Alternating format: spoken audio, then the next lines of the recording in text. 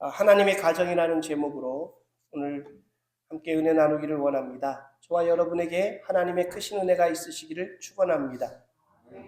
네, 오늘은 어버이 주일, 세상에서는 미국에서는 어머니 날로 지키고 있습니다. 여러분 오시다 보셨겠지만 이렇게 길거리마다 꽃을 가득 이렇게 팔고 있더라고요. 네. 저는 주일이 바빠가지고 그냥 이렇게 왔는데 오자마자 우리 정 권사님이 아침에 우리 김 집사님이 나가서 꽃을 이만큼 사가지고 오셔서 자기를 주셨다 그러면서 나는 우리 집사람한테 뭘 줬냐고 물으셔서 굉장히 당황했습니다. 굉장히 당황했는데 주일이 항상 이 어버이날이라 어머니 날이라 제가 그런 거 이제 끝나고 나면 뭐가 있겠지만은 지금 주일 아침에는 조금 그런데 좀 당황했습니다. 그런데 여러분들 가슴에 제가 꽃 한 송이씩 다들 교회에서 드렸으니까 이쁘죠? 네. 우리 자기한테 한번 이렇게 해보시죠. 꽃처럼 예쁜 삶이 될 거야. 이렇게 해보시죠. 네, 자기가 자기를 축복할 줄 알아야 됩니다, 여러분. 네, 자기가 자기를 무시하면은 될 것도 안 돼요. 그러니까 다시 해보세요. 꽃처럼 예쁜 삶이 될 거야. 네, 믿으십니까? 성경에 분명히 하나님께서 약속하셨죠. 너희가 입에 말하는 대로 내 귀에 들리는 대로 내가 행하리라. 네, 여러분들이 그걸 믿으셔야 되는데 우리 옆에 있는 분들하고 인사하시면서 또 우리 인사 축복해 보시죠. 꽃처럼 예쁜 삶이 되실 겁니다. 네. 네, 오늘 이 어버이 주일을 우리가 맞이하면서 이 가정에 대해서 저도 좀 묵상을 했는데 요즘 시대의 모습 가운데 하나가 이 가정의 모양, 가정의 개념이 정말 심각하게 우리가 알던 거하고는 많이 바뀌어지는 것을 보게 됩니다. 이 가정의 모양을 변화시키려고 하는 우리가 알고 있고 성경에서 말하고 있는 가정의 모양을 변화시키려고 하는 세력이 세상에서는 좀 득세하는 것 같아요. 그분들은 남자와 여자 이렇게 가정을 이루고 자녀를 낳는 이 가정 제도가 이미 끝났다고 주장합니다. 그런 가정 형태는 과거의 유산이고 우리가 버려야 할 어떤 기존 관념처럼 생각하고 그것을 깨트리는데 전력을 다하고 있습니다.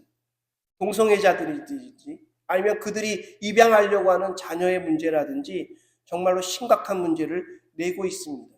뿐만 아니라 사회가 변화되면서 현상적으로 봐도 가정을 이루는 것이 아니라 혼자 사는 우리가 1인 가구라 부르지 않습니까? 1인 가구가 한국만 해도 천만 시대다 이렇게 말합니다.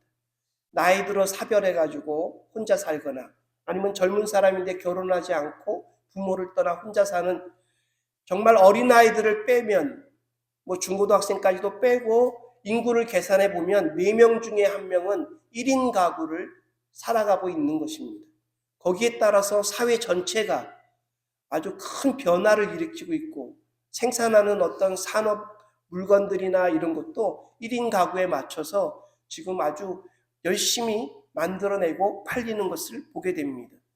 결혼하기보다는 동거가 대세고 이혼은 너무나 흔한 일이 되어버렸습니다. 결혼하여서 사는 것이 아니라 살아보고 결혼해야 한다 하는 이런 것이 시대 정신처럼 젊은 사람이나 부모님들에게도 그냥 용납되고 있는 것을 우리는 볼 수 있습니다. 여러분들이 TV나 영화 같은 데서 보시는지 몰라도 정상적인 가정이나 행복한 가정, 이런 가정이 TV나 드라마에 나오지 않아요. TV 드라마에 나오는 가정들은 재벌, 출생의 비밀, 외도, 음모, 살인, 폭력 이런 탈선한 가정이 기본입니다. 행복한 가정이라는 걸 찾아볼 수가 없어요. 이유가 뭐냐? 행복한 가정의 이야기는 드라마나 영화로 재미가 없다는 겁니다. 볼거리가 없다는 겁니다. 그런 가정은 그냥 봐서 뭐 하겠냐는 거예요. 그런 생각들이 TV나 드라마에서 나오면서 사람들에게 저렇게 살아도 된다라는 식의 사람들에게 가정을 전하고 있는 것 같습니다. 이런 사회적 흐름이나 사람들이 하고자 하는 그런 운동들을 볼 때 가정의 모습이 하나님께서 아니면 전통적으로 내려왔던 그 기능이 우리는 바뀌었다라고 보면 절대로 안 됩니다. 하나님이 만드신 그 기능들이 약화된 거라고 봐야 됩니다. 약해진 것은 다시 돌이키면 되는 겁니다. 열심히 강화하면 되는 것인데 바뀌었다라고 생각하면 돌이킬 수가 없어요. 우리가 예전 가정의 모습을 돌아가야 하는 그런 이유는 다른 게 아니라 그것이 하나님의 뜻이기 때문에 그렇습니다. 올바른 가정 없는 교회는 있을 수 없습니다. 올바른 가정 없는 교회가 바로 쓸 수 없습니다. 국가도 마찬가지입니다. 왜냐하면 하나님께서 그렇게 세상을 창조하셨기 때문에, 창조의 원리이기 때문에 바로 그런 겁니다. 하나님의 뜻을 어길 경우에는 여러분 어떻게 생각하십니까? 분명히 필패합니다. 필망할 수밖에 없습니다. 조금은 잘 될 수 있을지 모르지만 하나님의 뜻대로 갈 경우에는 필승할 수 있습니다. 부응할 수 있습니다. 그 여지조차 어떤 시대의 흐름을 쫓아서 바꾼다 그러면 우리는 돌이킬 수 있는, 회복할 수 있는 여지조차 잃어버리는 겁니다. 요즘 젊은이들에게 가정이란 가서 잠자고 거주하는 공간, 아니면 자기 행복을 추구하는 곳이라고 생각들을 하지만 성경에 보면 하나님께서는 가정을 위하여 그보다 더 중요한 놀라운 계획을 가지고 계셨다는 사실을 우리는 알 수 있습니다. 창세기 1장서부터 11장까지가 온 인류의 역사에 아주 큰 영향을 미친 것을 보게 되는데, 하나님은 개인을 창조하셨고 가정을 만드셨습니다. 부족을 만드셨고 민족이 커지게 하셨고 모든 인류의 사람들을 하나님은 돌보셨습니다. 노아 홍수로 인해서 끝났고 다시 이제 노아의 세 아들들을 통해서 인류가 번성하기 시작할 때 하나님은 또 다른 구원의 사역을 시작하시게 되는데, 창세기 12장에 나오는 아브라함의 가정을 부르셔서 하나님께서는 그 일을 시작하셨습니다. 개인으로서의 아브라함이 아니라 가족으로서의 아브라함을 부르셨고, 그에게 하나님이 약속하신 것은 너의 자손으로 인해 복의 근원이 되게 하시겠다 한 겁니다. 그래서 그 장면에 대해서 제가 히브리서 믿음장 11장을 찾아보니까 8절에서 10절까지 앞에 나와 있는 사람, 뒤에 나와 있는 사람들은 믿음으로 그 사람들이 무엇을 했다 나와 있지만 아브라함에 관해서는 그렇게 말하지 않습니다.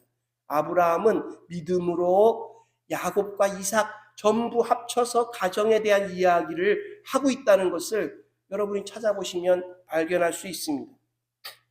다시 말해서 하나님께서 가정에 주시는 복들에 대해서 쭉 열거하고 있는데요. 오늘 제가 주보에다가 그걸 실어놓긴 했습니다. 가족이란 하나님께서 복의 근원으로, 그것도 그냥 복이 아니라 정말 아름다운 복의 근원으로 주셨습니다. 따라해 보시죠. 가족이란 아름다운 복의 근원이다. 네, 여러분들 가족을 귀히 여기셔야 합니다. 또한 가족이란 거기에 보면 이렇게 써 있어요. 동일한 약속을 유업으로 함께 받는 복을 주셨다 했습니다. 여러분이 하나님께 구원의 복을 받았으면 가족에게도 그것을 함께 받을 수 있는 복을 하나님은 허락하셨다 하는 얘기입니다.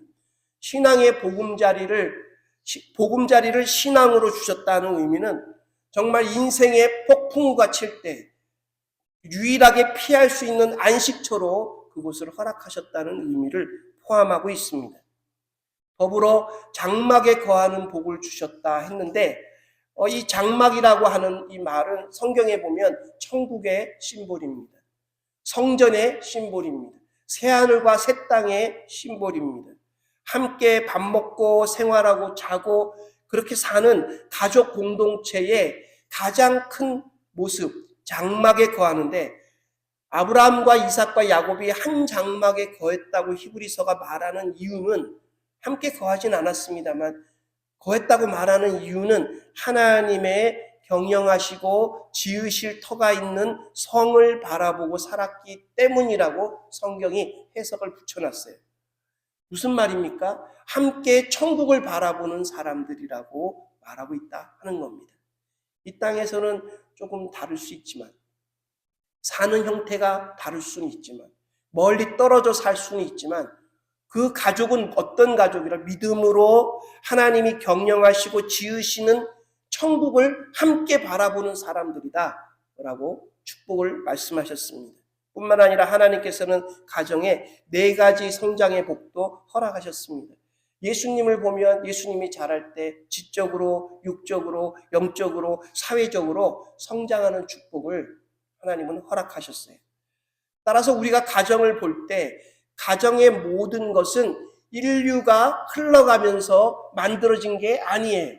가정의 모든 것, 가정이라고 하는 것은 사람의 아이디어가 아닙니다. 하나님의 아이디어로 만들어진 것이다 하는 거예요. 가정이 행복하기를 원하고 가족들이 화목하기를 원하면 하나님의 아이디어를 우리가 알아야 된다 하는 겁니다. 하나님이 주신 복들을 우리가 누릴 수 있어야 된다 하는 겁니다. 하나님께서는 이 가정에 허락한, 가족들에게 허락한 이 복을 저희들에게 주셨습니다. 여기 계신 분들이 모두 다 믿음으로 그 복을 누리시는 분들 되시기를 축원합니다. 저와 여러분, 우리 하나님 아버지 가정에 이런 큰 복을 누리도록, 우린 영적인 가정 아닙니까? 그리스도 몸 안에 있는 한 지체 아닙니까? 이 영적인 큰 복을 받을 수 있는 하나님의 한 자녀들입니다. 우리 믿으시면 아멘. 우리는 같이 가족이에요. 여러분들이 그거를 좀 아셔야 되겠는데, 그래서 하나님께서는 우리 자녀들을 오늘 말씀대로 고아와 같이 버려두시는 분이 아니다 하는 겁니다. 참으로 하나님은 우리를 찾아오셔서 우리를 돌보시는 분이다 하는 거예요. 요한복음 14장 18절 말씀은 이 14장이라고 하는 이 구절을 여러분이 읽어보시면 앞과 뒤에 내가 가면 보혜사 성령을 너희에게 보내주겠다. 진리의 영을 너희에게 보내주겠다. 그 영이 오시면 너희를 가르치실 것이다. 그분이 너희들을 도와주는 보혜사, 헬퍼다. 이렇게 계속 말씀하시는 과정 중에 여기 요한복음 14장 18절이 있습니다. 다시 말해 성령을 보내주신다는 말씀과 더불어 우리에게 하나님께서는 약속하고 계시는 겁니다. 소망을 주고 계시는 겁니다. 이 땅에서 너희가 살아갈 때에 나는 너희를 절대로 고아와 같이 버려두지 않고 내가 아버지가 되어서 너희들을 돌봐주시겠다 하는 얘기를 하고 계신 겁니다. 여러분, 세상이 다 무너지는 한이 있더라도 이 말씀은 사라지지 않는 영원한 하나님의 말씀인 줄 믿습니다. 이 성경 구절을 저는 무척이나 사랑합니다. 여러분이 아시는 대로 제가 늘 어떤 때든 좀 툭툭 꺼내가지고 보는 말씀 가운데 하나예요. 너무나 제가 의지하고 위로하는데 지난주간 이 말씀을 보다가 거기 한 구절이 걸렸어요. 가족에 대한 얘기를, 가정에 대한 설교를 준비하다 보니까 한 구절이 마음에 와닿았습니다. 고아와 같이. 이 구절이에요. 우리가 고아였던가? 우리가 고아였던 적이 있는가? 라는 생각이 들었습니다. 그리고 깨달은 거는 이 고아라는 단어가 우리 인생의 정체성을 보여준다 하는 거예요. 여러분, 인생은 혼자입니다. 그렇죠? 인생은 혼자예요. 우리가 하나님의 자녀가 된 것은 우리가 하나님의 자녀가 아니었던 적이 있었음을 성경이 말해주고 있는 겁니다. 그때는 여러분이 뭐였겠습니까? 고아예요, 고아. 그때는 부모가 없는 고아였어요. 그때는 노예였습니다. 죄의 종이었습니다. 우리의 정체성은 그거였어요. 가만히 생각해보면 우리가 인생길에서도 마찬가지입니다. 부모가 있어 태어났지만 부모를 떠나거나 아니면 그분들이 돌아가시고 나면 우리는 고아가 됩니다. 저희 아버지가 2001년도에 먼저 소천하시고 어머니가 한 10년쯤 뒤에 소천하셨을 때 장례식장에서 많은 분들이 이제 오셔가지고 얘기를 나누시면서 그분들도 누군가에게 그 얘기를 들었을 것 같아요. 저보고 그러더라고요. 이제 너도 고아된 거야. 얘기하시더라고요. 부모가 없으니 고아라고 말이 맞지요. 근데 시간이 지나면 지날수록 그 말이 마음에 와닿고 죄송스럽기 짝이 없습니다. 그때 한 번이라도 더 식사 대접을 해드릴 걸. 용돈이라도 한 번 더 넣어드릴 걸. 옷이라도 한 번 더 같이 나가서 손잡고 사드릴 걸. 하는 그런 그때 그 핑계들이 아픔이 되고 이 아픔이 슬픔이 되어서 이런 날 되면 정말로 부모님 살아계신 분들, 잘해주셨던 분들에게는 정말 부럽습니다. 그런 고아에게 부모가 생기는 것은 부모 역할을 할 사람들이 그 고아된 사람을 입양하는 것이죠. 그렇지 않습니까? 우리가 세상에서는 고아지만 아버지로서 하나님께서 우리를 예수 그리스도로 말미암아 양자의 영으로 말미암아 자녀로 영원히 입양해 주셨습니다. 저와 여러분 모두는 하나님의 입양아입니다. 이게 진실이에요. 이게 사실입니다. 근데 하나님은 우리를 양자로 취급하시지 않고 우리를 진짜 아들 못지않게 우리와 사랑해 주시고 우리를 찾아와 주시고 우리를 외롭게 않게 해 주신다는 겁니다. 여러분 차인표 신혜라라고 하는 아마 이 배우 부부를 아실 겁니다. 그렇죠? 알고 계시죠? 이분들에게 아들 하나 두 딸이 있어요. 먼저 결혼해가지고 아들 하나 낳았는데 두 딸을 입양했습니다. 그것도 사람들에게 공개 입양을 했어요. 우리 딸을 입양했다. 그 아이들에게도 입양했다. 너희들은 아이들이 자라면서 계속 얘기를 했습니다. 입양했다고. 너희들은 입양했어. 너희 진짜 부모님이 배 아파서 너희들을 잘 생명을 지켜줘서 너희들이 이 땅에 태어났고 우리가 너희를 키우는 부모로 하나님이 선택해 주셔서 너희들을 너희들을 입양하고 나중에 언젠가 커서 부모님을 만나게 되면 감사하다고 얘기를 꼭 해라. 이렇게 가리키는 그런 부부예요. 이분들이 고아 사역을 합니다. 고아 사역을 하면서 입양도 도와주고 보육원, 요즘에 고아원이라고 안 하고 보육원이라고 하거든요. 이 교회와 보육원들을 연결하는 선교단체를 만들어서 하고 있어요. 그래서 어떻게 연결할까 봤더니 한국에 있는 한국 전체의 보육원은 250개랍니다.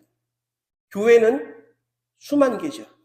그러니까 이분들이 거기 착안한 겁니다. 교회가 보육원들을 이렇게 조인할 수 있도록. 그래가지고 이분들을 이제 간증 집회로 초청하려고 그러면 먼저 얘기를 한답니다. 목사님 가서 제가 이런 사역 얘기하는데 목사님 교회도 이 사역에 동참하시렵니까? 목사님이 오케이 해야 가서 간증을 한대요. 가가지고 자기네들이 그걸 하면 성령께서 성도들 마음을 일으키시는데 그걸 목사님이 아니요라고 말하면 갈 수가 없다는 거예요. 맞죠?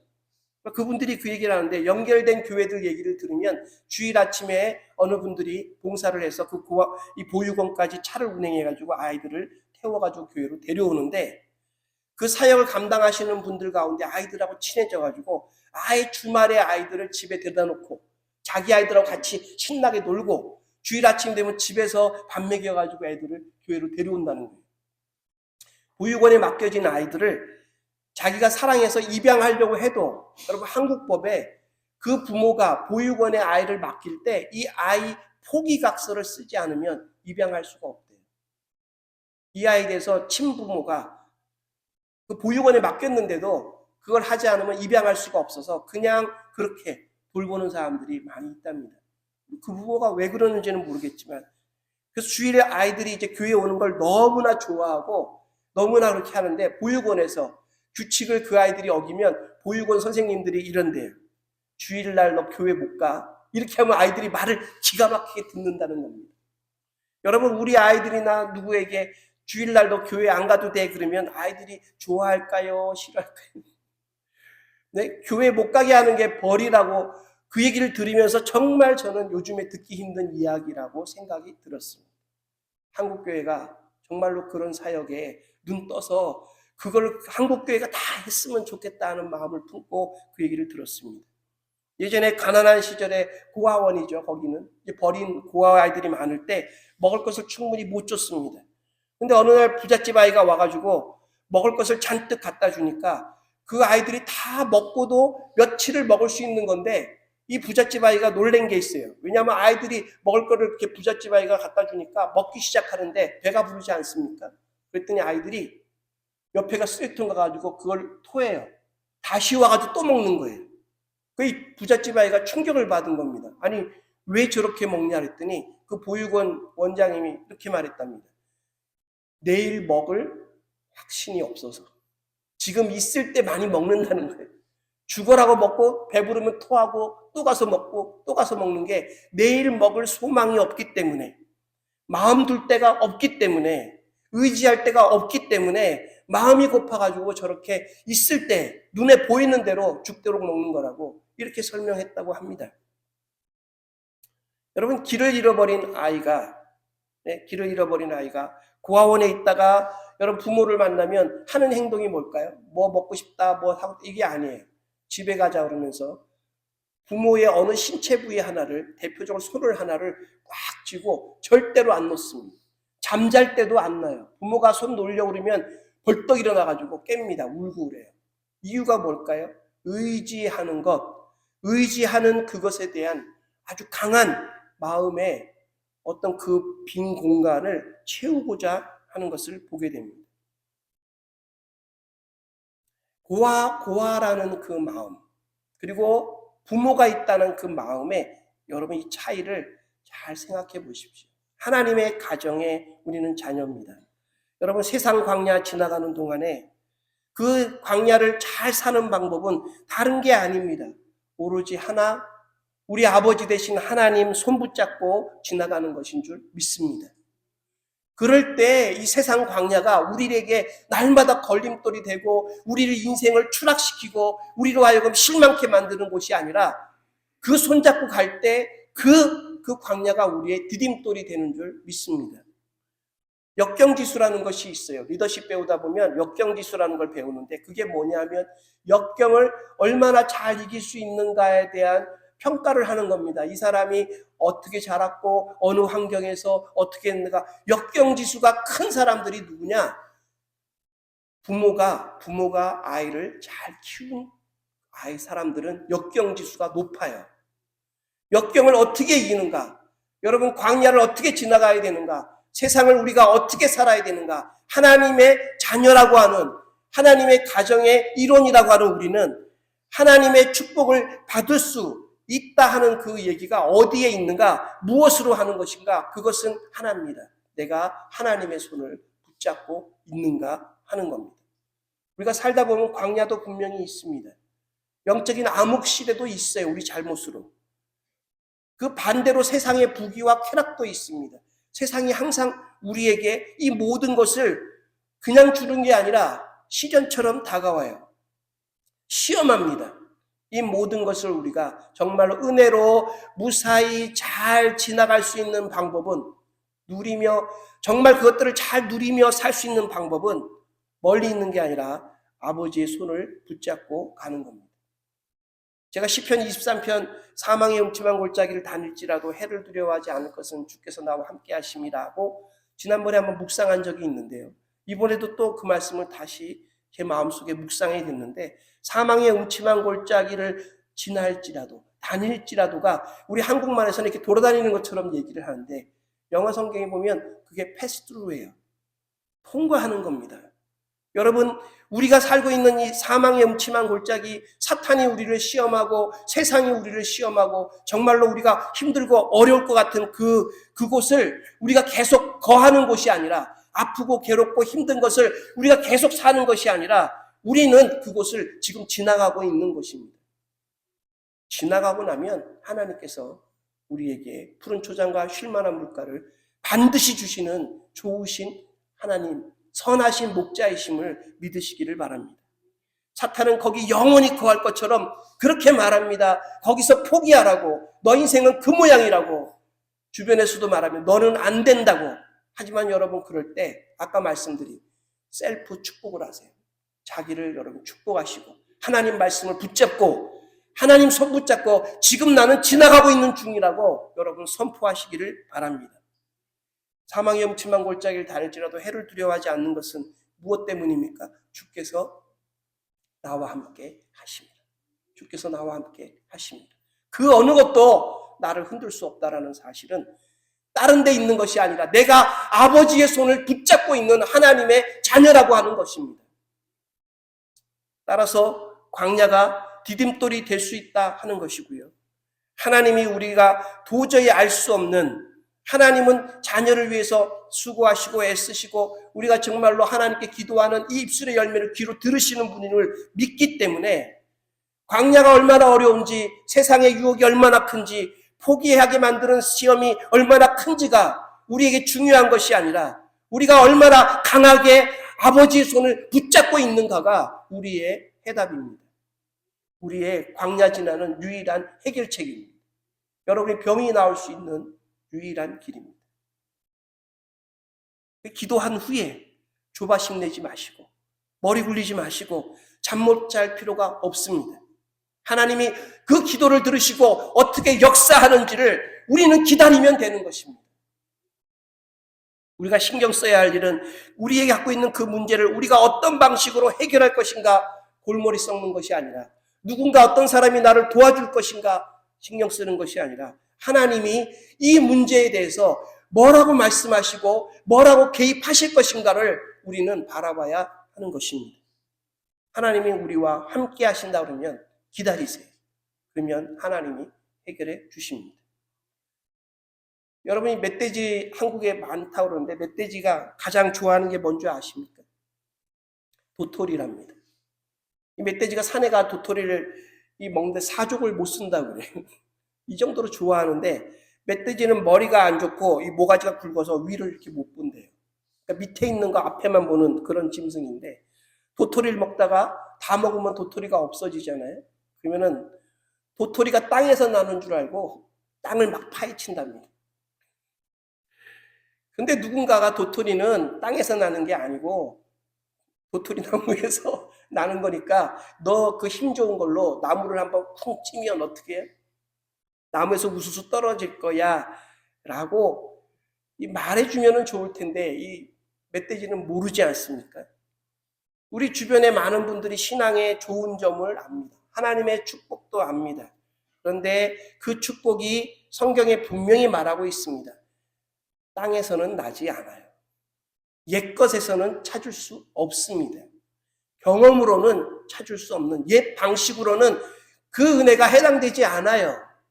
세상 방식으로는 나오지 않습니다. 땅에는 답이 없어요. 골로새서 3장 1절과 2절에 사도 바울이 분명히 얘기합니다. 너희가 그리스도와 함께 다시 살리심을 받았으면 위의 것을 찾으라. 따라해 보시죠. 위의 것을 찾으라. 왜? 거기는 그리스도께서 하나님 우편에 앉아 계시느니라. 왜 앉아 계시죠? 우리의 기도를 들으시며 하나님께 해주시는 중보자. 성령께서도 보혜사 중보자 되시지만 예수 그리스도께서 우리의 중보자 돼서 그 하나님 우편에 앉아 계신다고 말하는 겁니다. 그러므로 위의 것을 생각하고 땅의 것은 생각하지 말라고 하십니다.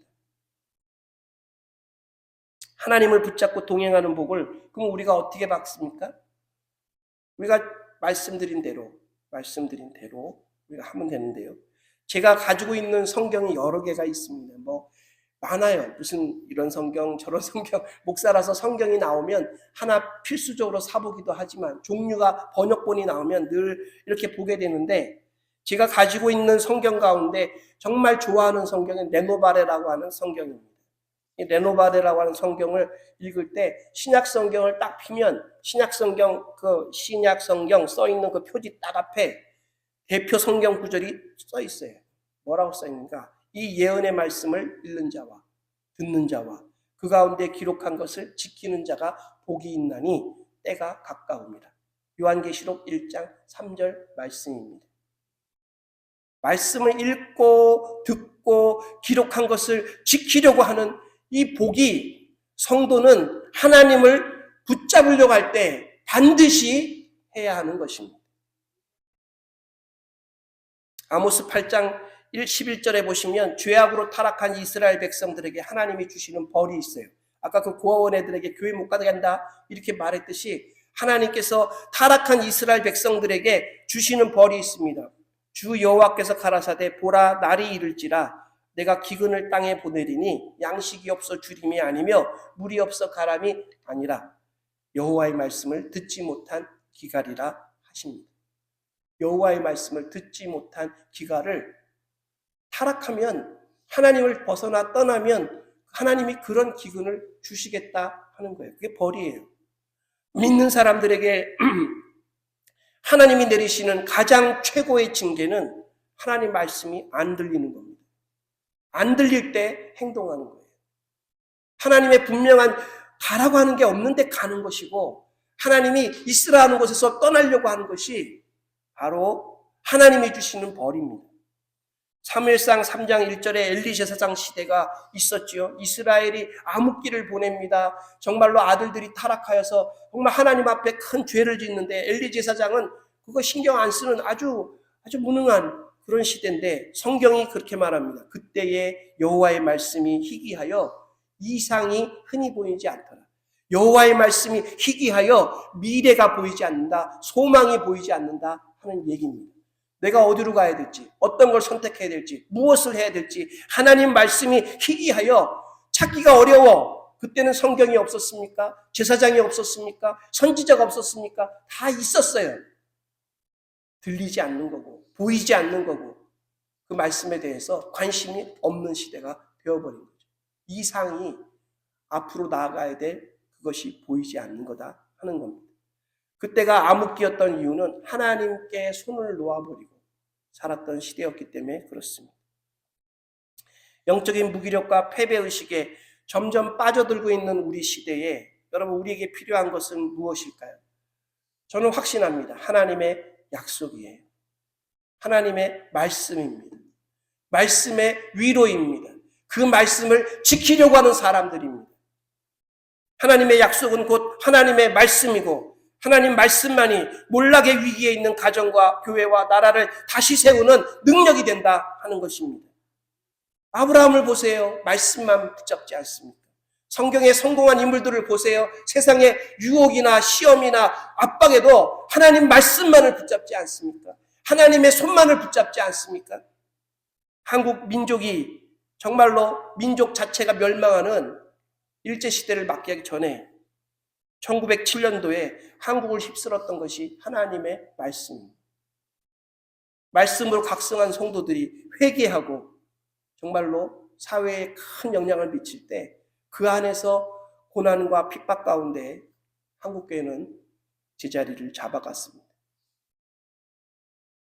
1903년 영국 웨일즈에서도 지금 조경희 목사 있는 그 웨일즈에서도 부흥운동이 일어났을 때 하나님 말씀에 대해서 사람들이 찔림을 받고 각성이 일어나자 공장 노동자들이 임금 대신 훔쳐갔던, 임금을 잘 안 주니까 임금 대신 훔쳐갔던 물건들을 다시 갖다 놨는데 그것이 공장 마당에 산더미처럼 쌓였다. 이런 기록이 있고요. 더 웃긴 것도 있어요. 웨일즈 부흥운동이 당나귀들까지도 좋아졌다고 그러는데 뭔 얘기인가 읽어봤더니 이거예요. 항상 당나귀한테 사람들에게 구박받았던 당나귀 다루는 사람들이 당나귀를 때리고 학대하던 그 주인들이 은혜 받아가지고 변화되어서 당나귀를 껴안고 잘못했다고 울었다는 기록이 나와 있어요. 당나귀도 채찍 안 맞고 일을 하게 된 그런 기록이 나와 있어요. 여러분 하나님 말씀이 이루시는 역사는 개인의 심령 안에 가두어둘 수가 없습니다. 교회에서, 가정에서, 나라에서, 국가에서 그것을 뒤집을 수 있는 건 사람이 아니고 우리가 붙들고 있는 하나님의 능하신 손인 줄 믿습니다. 말씀의 결론 짧게 맺겠습니다. 우리의 가정이 회복되는 것, 우리가 강해지는 것, 우리 교회가 다시 성장할 수 있는 것, 그것은 하나님의 손을, 아버지 손을 붙잡을 때에 가능하다 하는 것입니다.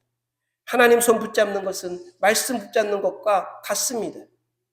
교회가 부흥하는 것, 하나님 아버지 손을 놓지 않고 있다 그러면 하나님이 여기 계시고 우리가 여기 머무는 것이 하나님 편에 서는 것이라고 우리가 확실히 믿고 있다 그러면 하나님은 우리 교회에, 여러분의 가정에 그 말씀 붙잡은 것에서 시작하실 것입니다. 성경을 펴고 여러분 읽어보세요. 가정과 여러분의 회복을 위해 하나님 말씀에 귀를 기울이시고 그것을 지키려고 애써보세요. 축복이 저와 여러분에게 임하는 한 주간 되기를 축원합니다. 기도하겠습니다. 하나님 아버지, 어머니 날 맞아서 교회의 어버이 주일로 지키게 하여 주심을 감사합니다. 주께서 저희들을 사랑하여 주셔서 하나님 자녀 삼아 주시고 영생의 복뿐만 아니라 정말로 우리가 상상할 수 없는 천국의 놀라운 축복들로 저희들을 준비하고 기다리고 계신 걸 믿습니다. 하나님 이 짧은 생에 살아가는 동안에 하나님 손 꼭 잡고 이 사망의 음침한 골짜기를 잘 지나갈 수 있게 하여 주시옵시고, 광야에서 길 잃어버리지 않게 하여 주시옵시고, 세상의 부귀와 장망성에서 하나님 우리가 놀고 먹고 쉬지 않도록 주님 도와 주시옵소서. 하나님의 사랑을 믿고 의지하오니 저희 교회와 속해 있는 모든 가정들 위해 축복하여 주셔서 회복과 화해와 용서가 있게 도와주옵시고, 주님의 사랑으로 하나 되어 사랑으로 주를 잘 섬길 수 있도록 도와주시옵소서. 예수 그리스도의 이름으로 간절히 기도했사옵나이다. 아멘.